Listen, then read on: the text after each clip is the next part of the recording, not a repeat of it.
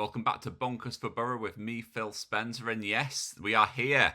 The international break is almost over, and Middlesbrough are almost back in championship action as we prepare for the crucial run into the championship season. There's just 7 games to go for Middlesbrough, and that starts on Friday lunchtime as we host Millwall at the Riverside Stadium on Good Friday. Now, we're going to get onto that in just a little bit because that's an absolutely crucial match. We're also going to talk a little bit about what's happened over the course of the international break, talk about some of the big talking points going into that match against Millwall, and of course, I'm going to give my prediction on whether I think Middlesbrough are going to qualify for automatic promotion this season, or whether we end up in the playoff places this season. So if this is your first time listening, thank you for joining us. Do hit like, do hit subscribe if you're on YouTube. If you're on Spotify or Apple Podcasts, then please do hit follow and rate and review and all that kind of stuff, because it does help us get found as a new podcast. But first of all, we're going to get started with some big news which came out on Monday, and that is that Luke Ayling has signed a new contract with Middlesbrough Football Club. Now, Luke Ayling signed 18 months ago from Leeds United.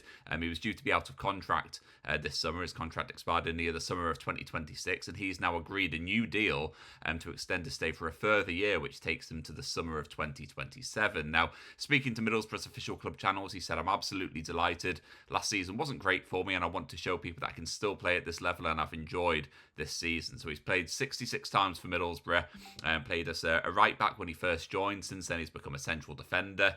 He also added, when he was speaking to the club, we're all trying to get this club back where it should be. It's been a great season so far. With 7 games left, the fans have a massive part to play as well, and we want to make those 7 games special. So for me, I think it's really good news that Luke Ayling's decided to extend his stay with Middlesbrough. I mean, we're in a bit of a tricky position because, of course, we're challenging for automatic promotion. The hope is that we'll be in the Premier League next season, but of course, there's a very real possibility that we could still be in the Championship. So that does make things a little bit tricky in the interest of forward planning in terms of who do we give contracts to, what players are going to be part of Kim Hellberg's plans coming into to next season. But I think for me, I think for me, Luke Ayling is someone who is really, really important to Middlesbrough's plans, whatever division we're playing in. He's been a real leader. He's a real character. This season, I think, since he's moved into central defence in a more permanent on a more permanent basis, I think we're seeing a lot from him. The way that he's been solid defensively, but the way that he's been able to step out of defence and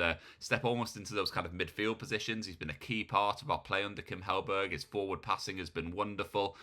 Really, he's been a bit of a revelation this season, because last season was a really tricky one. He said that himself in his quotes to the club channel. Of course, injuries sort of scuppered his season a little bit. Yeah, I think playing at right back didn't really help him as well, because he is getting older. He is someone who does sort of struggle to keep up when he's got someone running at him, which is, of course, is a commonplace when you're playing at right back. But I think since moving inside, he's been a lot better. He's been a lot more protected because he's got Callum Britton to his right. He's typically had Dale Fry or Adolson Malanda playing to his left as well, which I think has offered him that bit of extra protection. So for me, I think regardless of what league we're playing in, whether it's the Premier League, whether it's the Championship, I do think that he's got a huge amount still to offer, both on and off the pitch. He's a real leader within the team. Even if we're in the Premier League, I think he would still be a massive part of what we're doing, because of course he does have Premier League experience with Leeds United. He is a real leader in this team, and even if he's not a first team regular in the Premier League, I do think he'd still get a decent amount of game time and would still offer a huge amount in that changing room environment. If we're in the Championship next season, I think you can't really look much better than Luke Ayling. The fact that he's already at the club, so obviously there's no transfer fee involved. I think tying him down to another 12-month contract is a really, really good move from Middlesbrough. I personally am absolutely delighted with that. I want to know what you think as well, so drop into the comments below. Let me know what you think about the decision to offer Luke Ayling a new contract. And of course, there could be some other players getting new deals in the coming weeks as well. We've got a couple more who are out of contract, most notably Dale Fry.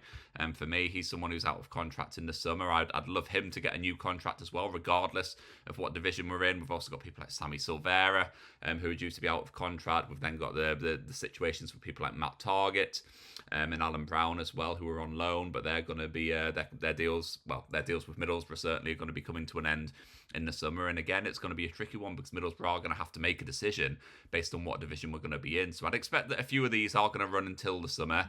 And I think with some of these, we're going to wait until we know what league we're in before deciding what the future holds for these players. But for Luke Ayling, clearly Kim Hellberg, clearly Kieran Scott wanted to keep him at the club, regardless of what league we're in. So he'll be sticking around for another 12 months, and that's brilliant news as far as I'm concerned.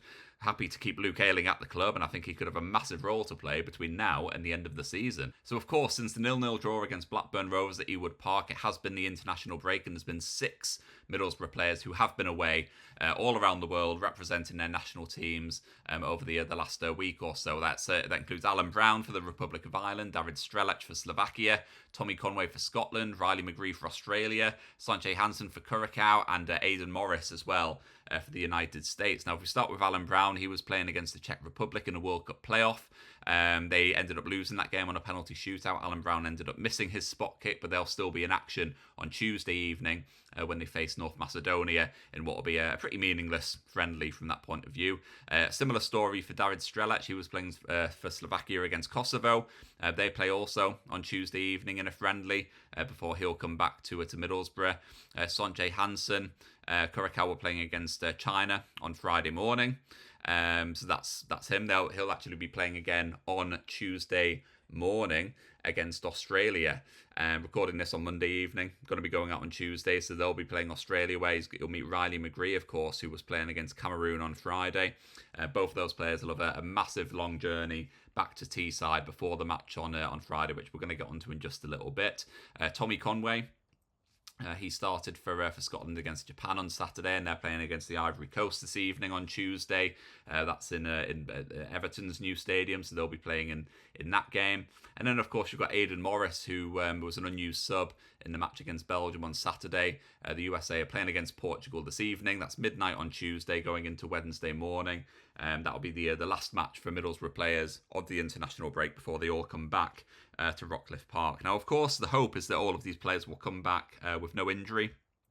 Hopefully they'll come back reasonably fresh.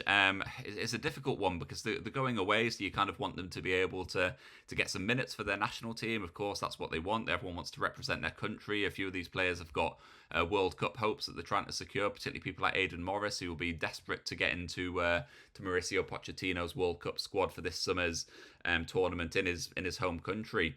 Of course, this match against Millwall on Friday is absolutely massive, and so we just want our players back as quickly as possible and in the best possible condition as well. Now, Alan Brown, David Strelec, I think they should be fine. They'll be back. I think there shouldn't be too much problem there from a jet lag point of view or anything like that. Tommy Conway, he could play again on Tuesday evening. He started the game against Japan on Saturday. Didn't do a huge amount. Really, it was a very Middlesbrough-esque performance that he put in, similar to what he's shown over the last few weeks. So he may not start the match against the Ivory Coast, but even if he does, it's only a journey back from Liverpool on Tuesday night before he's back in Middlesbrough. I think the main question's really taking Sanjay Hansen out of it because he's not realistically going to start against Millwall on Friday. It's really about Riley McGree and Aidan Morris. Riley McGree, they play on Tuesday morning. I'd imagine he'll be getting back to the UK. Maybe reporting back to training for Middlesbrough on Wednesday or Thursday, which is quite late really for a Friday game, particularly when you're playing on Friday lunchtime. It's not ideal for Middlesbrough, and particularly considering how key a player he's been. But it's also Aidan Morris as well. It's not quite as far a trip as what Riley McGree is doing with Australia, but the fact that they're playing at midnight on Tuesday evening, he's then got to get back. Then you're talking about Middlesbrough's midfield situation, and of course it also kind of hinges on Hayden Hackney's injury situation. He missed the match against Blackburn. He's been nursing this injury. It's still unclear how serious it'll be and whether he'll actually be back in contention for the matches over the Easter weekend. But that just makes it even more important that we have Aidan Morris back and available, because yes, Alan Brown could be back, but we need Aidan Morris in there if Hayden Hackney's not playing, because you do not want to be going into this match against Millwall on Good Friday, a really, really important game with, for example, Alan Brown and Alex Gilbert playing in central midfield. It just feels like that's not going to be enough to get a win against a team that are as good as what Millwall are. So I think the hope really is that these players can come back unscathed. Hopefully they can get back as quickly as possible. Hopefully they can have a little bit of rest before playing on Good Friday. They might not be able to play the full 90 minutes, but even if we can get an hour good solid hour out of Riley McGree and Aidan Morris before making changes. That would be something, at least. I also just really hope that Hayden Hackney is fit to play some part as well to get us through that game, because this match against Millwall is so important. I think it could be absolutely pivotal. I'm going to get onto my predictions in just a little bit, which does tap into that a little bit. But this match against Millwall is going to be so important. And so the fact that we have had players jetting off all around the world has been far from ideal in terms of preparation. And you just hope that it doesn't come back to bite us as we play a Millwall side who have had no one away on international duty this week. So, of course, the match against Millwall on Friday is the first of 7 absolutely huge games for Middlesbrough Football Club as we try and secure promotion to the Premier League. We're in a really good position in terms of the table, sitting second at the moment, 71 points from 39 games. We're 2 points ahead of Ipswich, 2 points ahead of Millwall as well. Ipswich do have a game in hand, which will come into play in the last week of the season. But as it stands at the moment, we're still in that automatic promotion spot, regardless of what's happened over the last couple of weeks. It's been a pretty hairy few weeks in terms of Middlesbrough just failing to win some of these games that we've been hoping to do. So it's been really quite frustrating to watch, particularly at home when we've been playing some of these so-called lesser teams that we were expected to beat. When you're talking about people like Bristol City and Charlton and Leicester, who of course struggled this season, Oxford United as well. They're the last 4 home games that Middlesbrough have played in reverse order, and we haven't been able to beat any of them, which is really frustrating, because you do sort of wonder what kind of position would we be in had we been able to get victories in those games. I mean, you'd argue that we might be in contention for even winning the league at this point. I think if we were able to do that, if we were able to get those wins, then we could be challenging with Coventry City at the top end of the table. So I think for Middlesbrough, it's disappointing that we weren't able to win those games. I think that is potentially a little bit costly. I do think it means now that Coventry City have run away with things. I think it does mean that they're now, it's probably just a matter of time before Coventry win the league. They're 9 points ahead of Middlesbrough. But for Middlesbrough, it does mean that we are in this sort of, I want to say, a 3-way battle between us, Ipswich and Millwall. Hull City are there. Southampton are in wonderful form. Wrexham are doing pretty well as well. So you can't rule those 2 out as well. But at the time of recording, really, before we go into Easter weekend, it does look like it's between Middlesbrough, Ipswich and Millwall for those top 2 places, which means that game against Millwall on Good Friday is a really, really important one. I think if Middlesbrough can win that, we're in a brilliant position to kick on and hopefully try and secure a top 2 finish. If we lose, of course, Millwall will overtake us. It means we're in a really tricky position then, and then all of a sudden we do have to play catch up. We then start after relying on results elsewhere, and so it does just feel like Friday afternoon is going to be a really, really pivotal weekend in terms of the season. So, I mean, if I was giving my predictions on the matches that we're going to play, 7 matches between now and the end of the season. You'd think that given how closely contested it is, it could be really, really tight. I think that we're going to have to get a decent amount of points in these matches. I'm not going to go as far as saying that we need to win 6 or 7 of them, because quite frankly, I think when you look at Ipswich and you look at Millwall, I think both of these teams are also going to be dropping points. They've been far from flawless. The fact that neither of these teams have punished us in the last couple of weeks has been pretty telling, really, about the quality within those 2 sides. Middlesbrough could have found ourselves in a really tricky position. We could have been down in 4th with a big gap to make up now after how poor the last few weeks have been. But Ipswich and Millwall, both of them kind of tripping over themselves as well. Neither of them really running away with things. Both of them dropping points, and that means that Middlesbrough are still in 2nd place. But this match against Millwall could be really, really important, as I've just mentioned. For me, I think Middlesbrough will go and get a result on Good Friday. I think this is the sort of thing where the international breaks come at the perfect time. I think we've gone into it with 2 weeks to rest some of our players, people like Hayden Hackney who've picked up injuries. I'll be interested to see whether he's fit against Millwall, but even for some of our international players, I think it's been a really good time for them to get away, have a bit of a change of scenery before coming back and challenging. So I think this match against Millwall, I think it could be similar to some of the home games that we've seen in the last couple of weeks, but I do think the Middlesbrough will have enough to get a victory against them, so that'll be a really big 3 points if we can do so. Swansea City on Easter Monday, I'd back us to get a win there as well, to be honest. Swansea City are a decent side at home. They play some good football. I think that will play play into Middlesbrough's hands a little bit, because I don't think they'll be sitting deep to stop us. I think they'll be coming out and they'll play their natural game to try and cause some damage to us. So I think for Middlesbrough, if we can hold our own and play our natural game as well, I do think that we'll be able to outperform them to get what could potentially be a massive 3 points there as well. I mean, if we can come out of the Easter weekend with 6 points from those 2 games, that'll be absolutely massive with just 5 games to play after that. Now, after that, it gets a little bit tricky. The next home game is against Portsmouth at home. This feels very much in the mould of those Charlton, Bristol City, Oxford sort of games. Could be a really frustrating one. Portsmouth are a side who can cause damage. They're fighting for their lives at the bottom of the Championship, and so this could be a tricky one. I mean, for me, I could see us drawing this one as well. I'd love us to come back from the international break and have won all 3 matches straight off the bat, but I do think that could be a potential banana skin for us, potentially a case of 2 steps forward, 1 step back. I'd love to be proved wrong, but I do think it could be one of these frustrating matches similar to what we've seen, and Portsmouth will make things very, very difficult for us. So if I was to guess there, potentially a draw, so we're talking 7 points there in total from those 3 matches. The next one after that is absolutely crucial, because that's when we play Ipswich Town at Portman Road. A really, really... If you're looking at 2 matches which are going to pretty much make or break this promotion run in, it's this Friday against Millwall, and then it's the match against Ipswich Town on April the 19th. It's a lunchtime kickoff at Portman Road. It's going to be another really, really tense occasion. And of course, Ipswich are going to be the favourites for it because they're playing at home, the quality that they've got within their squad. But if Middlesbrough can just avoid, defeat in that game, I think that's the sort of match where if we win, I think we're just absolutely laughing at that point. If we draw, I think that would be a decent result. If we can come away with 4 points from having played Millwall and Ipswich, I think we'll be pretty happy with that. I think that will put us in a really good position. I think the key there is just avoiding defeat, because the last thing that we want to be doing is giving Ipswich Town a valuable 3 points, particularly when they've still got that game in hand on us as well. Of course, we don't know how the other games are going to go, but for Middlesbrough, that's going to be the second of 2 absolutely pivotal games, really, in terms of the other promotion run-in. Sheffield Wednesday we've got after that. It's an evening fixture, a midweek fixture. You'd imagine surely that Middlesbrough will be able to get a good result there, and that we should be able to get a comfortable win, which would be brilliant. That'd be great to have a bit of a morale boosting win, potentially after the Ipswich game. Potentially if we slip up against Millwall, to come back with 3 points straight away could be really good to restore a little bit of confidence.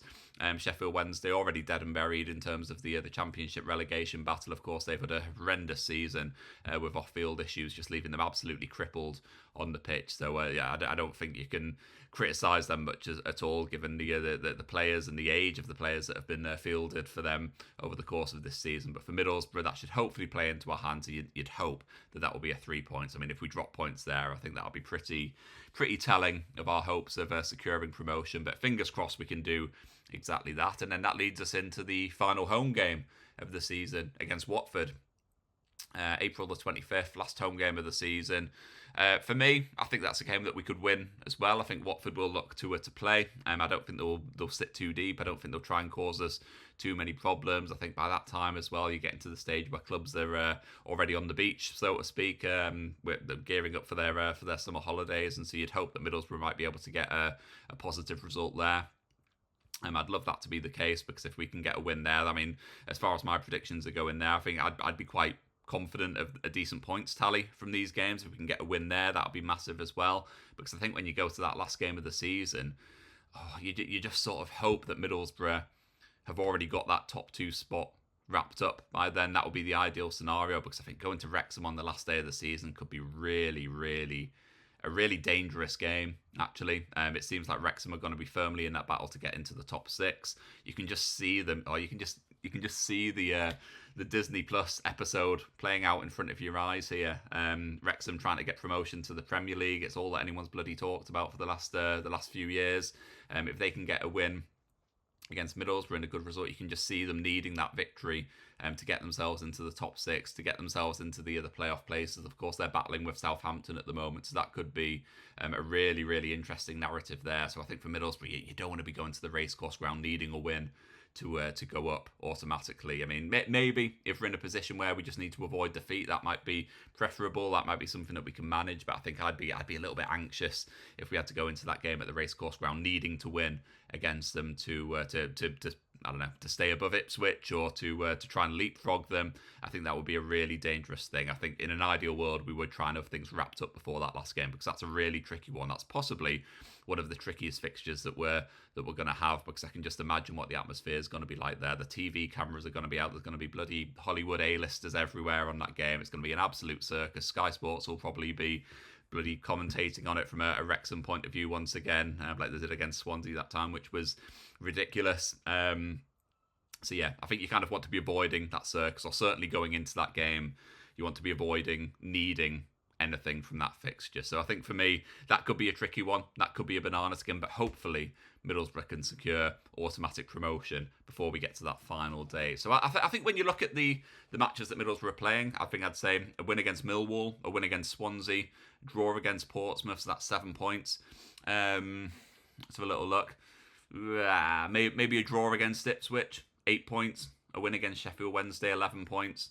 A win against Watford, 14 points. Probably a defeat against Wrexham in that last game. So 14 points from the last 7 games, 2 points a game. I think that'd be a decent tally, to be honest. I mean, if we've got 14 points, that will put us on 85 for the season. I do think it'll be really, really tight. But I do think if we can win those games, and like I said, if we can get 4 points from those 2 matches against Millwall and Ipswich, I do think that puts us in a really, really strong position to finish above them at the end of the season. So I'd love us to finish in the top 2. I do think we're capable of doing it. I just think that this Millwall game on Friday is going to be absolutely pivotal in us being able to do that. So I think it all hinges on this game. If we win, I think our tails will be up. I think we'll go into the rest of the season with real confidence. I could see us going back into one of these runs where we're scoring a few goals in each game. I could see us, even if we can just grind out a win against Millwall, I could see us putting in a decent win against Swansea, against Portsmouth. Our confidence will be high and that sort of thing as well. It just really depends on us getting a result here, because I think if we do lose to Millwall, I think it just makes things very, very difficult for us. Not just in terms of playing catch-up, but also in terms of confidence and morale and anxiety within the fan base as well. So I do feel like the match on Good Friday, I'm not just saying it because it's the next game, I feel like this one could be absolutely pivotal. So of course, we will be back next week. And there might be a couple more videos coming over the course of this week on the YouTube channel, but we'll certainly be back next week to recap the Easter weekend. If you have enjoyed this, please do hit like and subscribe. If you're on YouTube, please do rate and review. If you're on the podcast platforms as well, it is a new podcast. We are new to these platforms as well, so any reviews, any shares or anything like that you can give will be absolutely brilliant to help us reach more Middlesbrough fans. That's what it's all about at the end of the day. It's not about trying to be the next Diary of a CEO or anything like that. It's just about trying to reach as many passionate Middlesbrough fans as we possibly can, and ultimately that'll really help us to boost ourselves on these platforms. So do rate and review. Drop into the comments below with any suggestions for future episodes as well. Any guests that you like to see. I've got some really big plans coming up for the end of the season once things are wrapped up from a footballing point of view. Some really good interviews which are going to be lined up. So definitely keep an ear out for that as well. But in the meantime, up the Borough going into this match on Friday, and fingers crossed for a big 6 points over the Easter weekend. I'll catch you next week.